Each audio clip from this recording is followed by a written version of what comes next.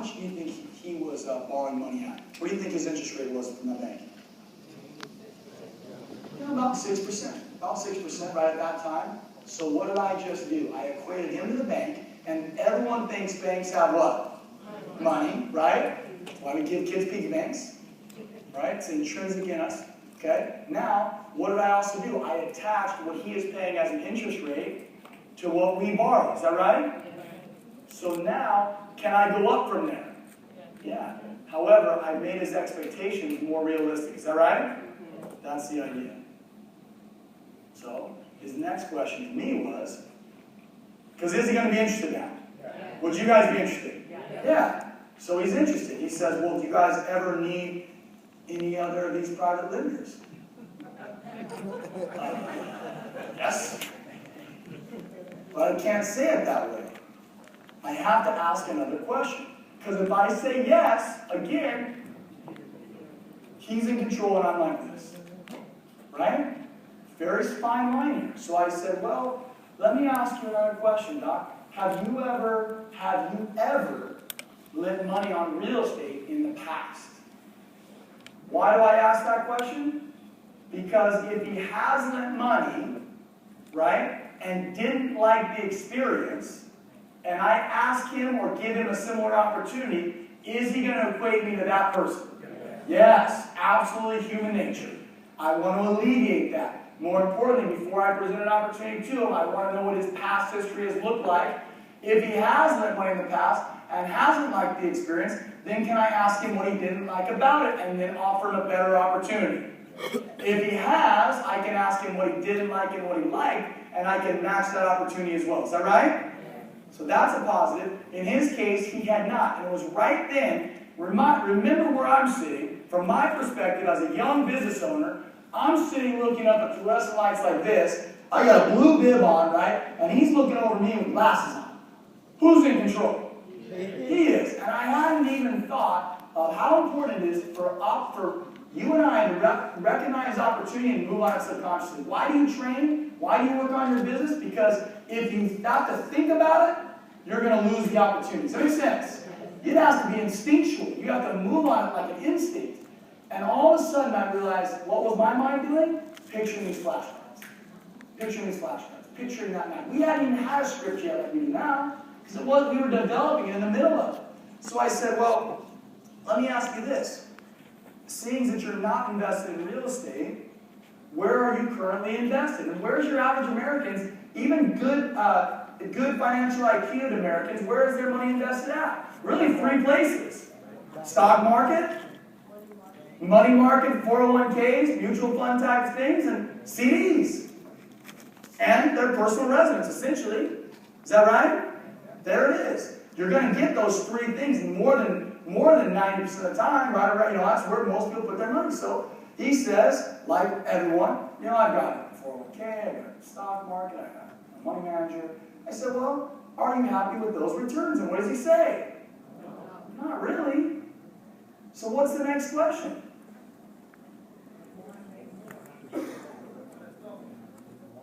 I love it. That's exactly, but let's ask it slightly different, because if I say, do you want to make more? He says yes. He might throw out a number of how much he wants to make. Is that right? I'd rather control that a little better. So all I would say is, what would you be happy earning this year? And what's he going to say? If you've ever been approached by a money market guy, Oppenheimer guys, Smith Barney, whatever, those guys, you ever been approached by those guys, what are they going to say? What's the average rate of return in the stock market over time? Well, about 6 to 8, really 7 if you're going to just put it right in the middle. About 7% is what people have heard over and over again. Right? Over and over again. That's what most people, about 7, maybe 8%, right? Can we offer them that? Yeah. See, it's great. That's great. Love to make you happy, right? I'd love to be able to create a win-win scenario. Is that right?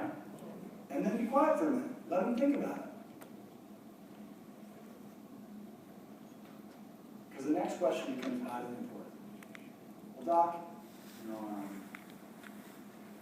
I'd love to allow you to earn 7, 8%. And even if he says 9%, I'd love to let you know 9%.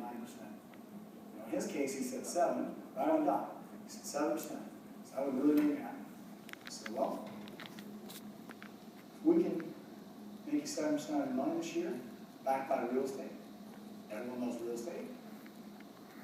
How much would you be comfortable lending at that rate?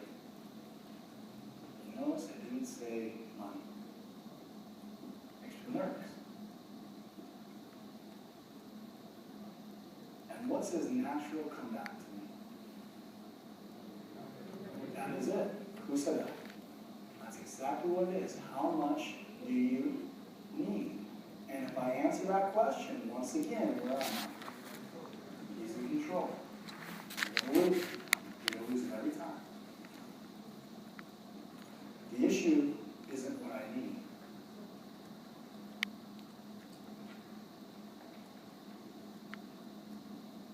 It's how much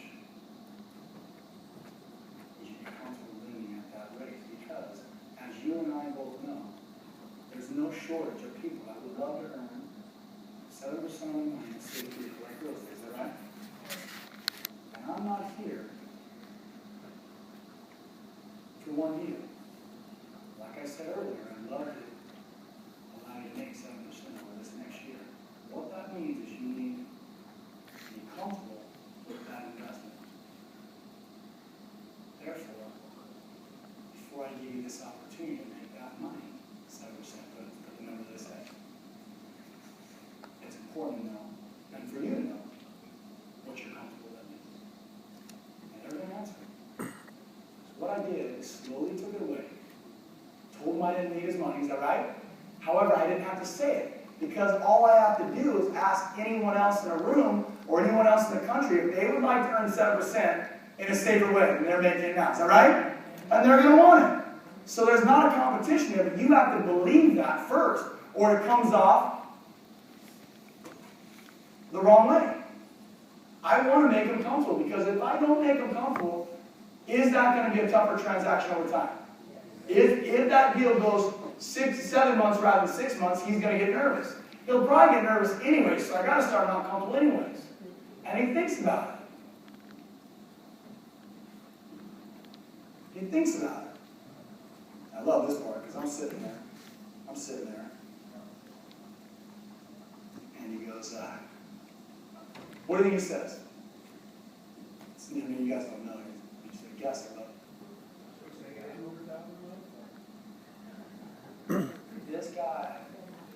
This guy says, well, I got $500,000 sitting in an account, not earning anything. If you can give me 7%, I'm comfortable with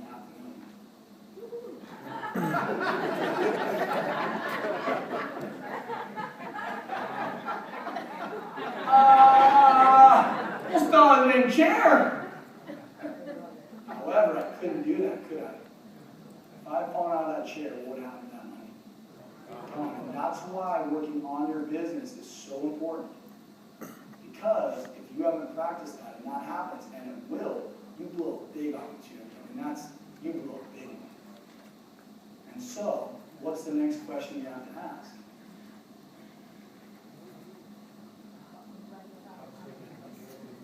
That's what he wants you to say.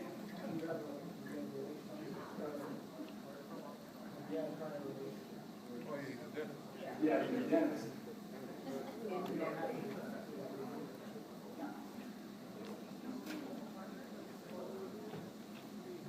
Can I use that? Nah. How long do good deals last? This ain't gonna hang around long. He's ready now. Here's what he said. Finish up whatever you're doing. I'm going to be back in the office at 5 o'clock. What I need to see before we can move forward is I need you to send over those proof of funds. Exactly. If he is not comfortable submitting me proof of funds, do you think he's going to be comfortable lending me money when it comes time to lend? No. No way. Now the next question he asked me when I said it, he said, okay, he goes, well, let me ask you, and this is, you're going to get this question, and it will be in one of those two orders.